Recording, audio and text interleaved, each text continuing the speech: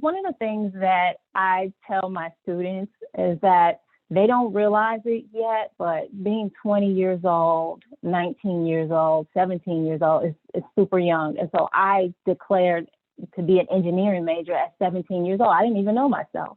I just knew that I was poor and I could do math and science really good. And I needed to pursue a career that would help me to get out of those circumstances. And that was it.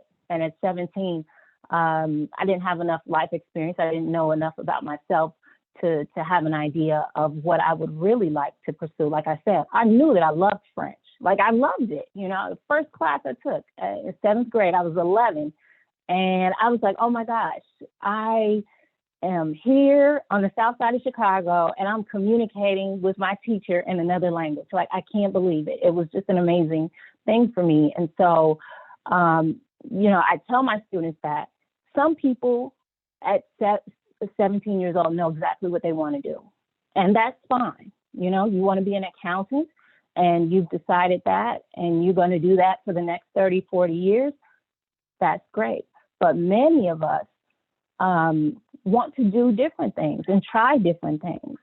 And I feel that that's what life is all about, pursuing different passions, and you grow and change over time. And so I can't imagine what my life would have been like if I would have went straight through and just become an engineer. I would not have lived abroad.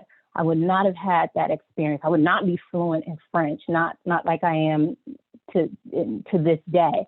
And so when I decided to pursue research, I was like, this is a career that will give me a great amount of independence. And it would allow me to look at interesting questions.